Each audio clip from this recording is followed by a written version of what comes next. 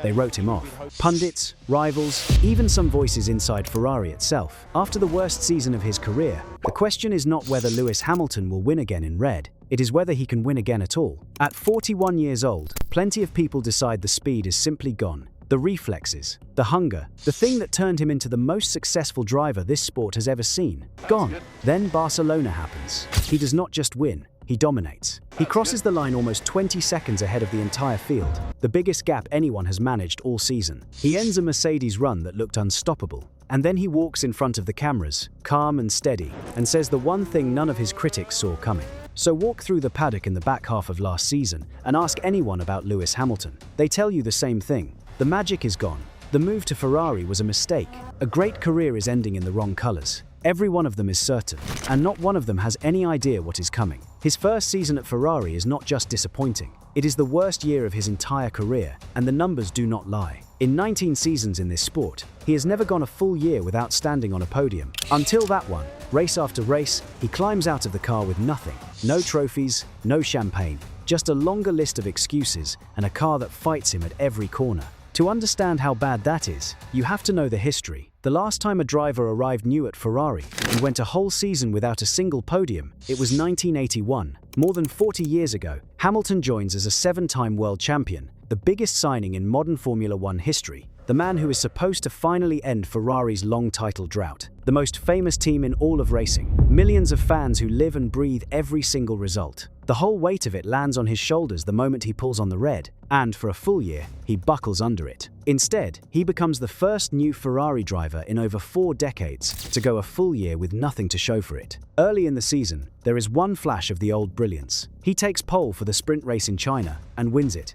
and for a moment it looks like the doubters are wrong. Then he gets thrown out of the main Grand Prix that same weekend, disqualified. His car is found to be illegal after the race because the floor has worn down too far. The result is wiped from the books. The one moment all season where the old Hamilton flickers back to life and it gets buried under a story about a worn-out floor and a broken rule. The bright spot turns into yet another headline about everything going wrong. It only gets heavier from there. Race after race, his own teammate gets the better of him. By the end of the year, Charles Leclerc has racked up 7 podiums in the same car. Hamilton has 0. Same machinery, same garage, wildly different results. In a sport where your teammate is the one yardstick nobody can argue with, that is the most damning number of all. By the summer, the frustration boils over. After a miserable weekend in Hungary, he sits in front of reporters and calls himself useless. Not the car, himself. This is a man with more race wins than anyone in the history of the sport, telling the world that he is the problem. That is the moment the doubt stops being a whisper and becomes a roar. A former world champion, a man who once shared a garage with Hamilton as his teammate, goes on television and delivers the verdict that sticks. The season leaves a stain on how the sport will remember him.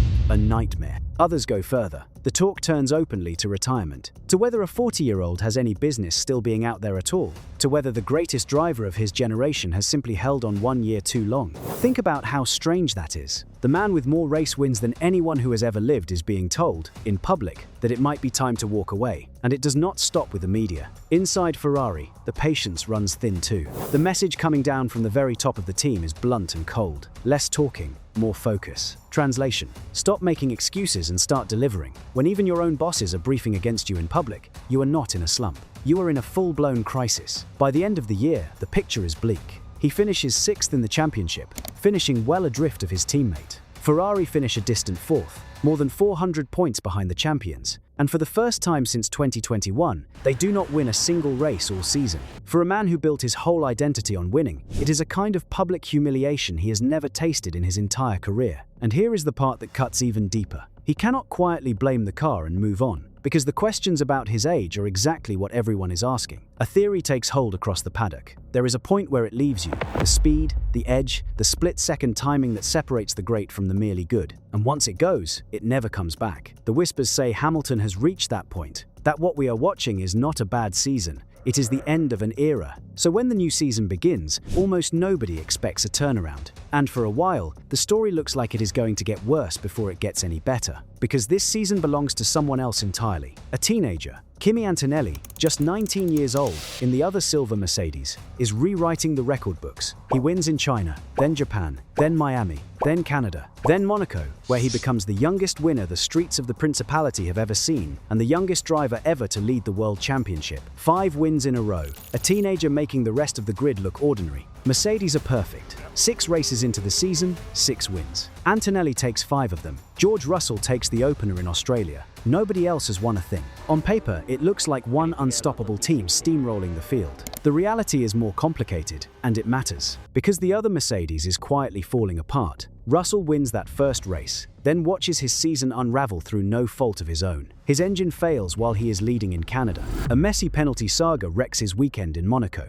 Race after race, the bad luck piles up, and he sinks into what he describes as a very weird state of mind, somewhere beyond simple frustration. So the perfect Mercedes season is not really a team effort at all. It is one brilliant teenager carrying the whole thing on his back, while his teammate is left behind. And the winning is only half the story. The other half is the engine in the back of those cars. The rules have changed completely this season. The cars are smaller, lighter, and narrower. The old overtaking aid is gone, replaced by clever moving bodywork. And in the back sits a brand new type of power unit, built around a far bigger electric component and cleaner fuel. It is the biggest technical reset the sport has seen in more than a decade, and it has scrambled the whole order. Some teams nail it, some teams miss. The new rules give every team a fresh chance to get it right, and a fresh way to get it badly wrong. Mercedes have built one of the best engines on the grid. Red Bull have built the strongest of all. Ferrari sit third in that pecking order at best, and Hamilton states it himself without flinching. Red Bull have the strongest engine, Mercedes are second, Ferrari are behind. The deficit is real enough that the governing body steps in. Under a special allowance written into the rules, teams that fall too far behind are handed extra room to develop their engines and catch up. Ferrari are judged to be more than 4% off the benchmark, which in this sport is a canyon, and they are handed more upgrade chances than the teams in front of them. Sit with that for a second. Ferrari are officially classed as one of the teams that needs help just to close the gap. So line it all up. A 41-year-old coming off the worst season of his life. A car with only the 3rd best engine on the grid. A teenage teammate to that engine humbling the entire field. A 19-year-old running away with the championship. And a Paddock that has already written the ending in full. Every single arrow points away from Lewis Hamilton. And yet, in the races right before Barcelona, something quietly starts to shift. In Canada, Hamilton finally drags the Ferrari onto the podium, finishing second after muscling his way past Max Verstappen on track. His first rostrum in red after a full year of nothing. Then, in Monaco, he does it again. Another second place, on the tightest and most punishing circuit of the entire calendar. Back-to-back podiums for a man the sport had already buried. The doubt is so loud that almost nobody notices. The comeback has already begun. Which is exactly why what happens next is so hard to explain. If you are getting something out of this, do me a quick favor and hit that subscribe button. It genuinely helps the channel keep breaking down this season as it unfolds. Now, Barcelona. The track sits just outside the city, baking in fierce early summer heat. The air is over 30 degrees. The surface of the circuit climbs past 50 degrees Celsius, hot enough to cook a set of tires and punish any car that is even slightly unkind to them. This is one of the most demanding tracks of the entire year, a place that exposes every weakness in a car and every flaw in a driver. It is close to the last circuit on Earth where you would expect a struggling team to suddenly come alive. But Ferrari arrive with a major upgrade package, the biggest swing they have taken at their own car all season.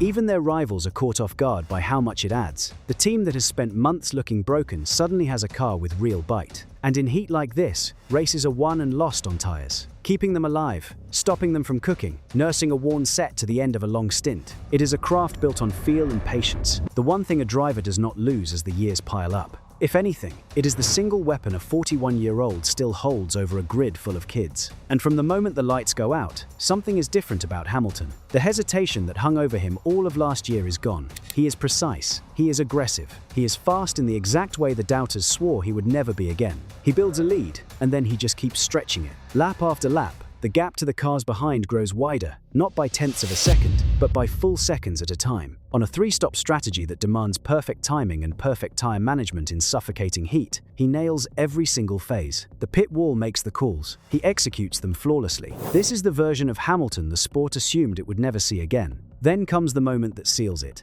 On lap 40 of 66, Fernando Alonso pulls his Aston Martin to the side of the track and stops. The officials call a virtual safety car, slowing the entire field while the stranded car is cleared. And the timing could not fall more perfectly for Ferrari. They bring Hamilton in for his final stop just as the field slows, costing him almost nothing while everyone else loses ground. It is the kind of luck that tends to find the drivers who put themselves in position to use it. When the track goes green again, the race is effectively over. Nobody can touch him. He is in a different postcode to the rest of the field, managing the gap, hitting his marks, driving with the kind of calm control that only comes from a man who has done this more than 100 times before. He takes the checkered flag 19.5 seconds clear of the next car. The biggest winning margin anyone has produced all season. Not a lucky win. Not a win handed to him by chaos at the front. A demolition from lights to flag. From the early laps to the checkered flag, he is never seriously challenged. He leads, he stretches the gap, he manages his tyres, and he brings it home with room to spare. The kind of controlled, complete drive that wins championships, not just races. Behind him, the result writes its own piece of history.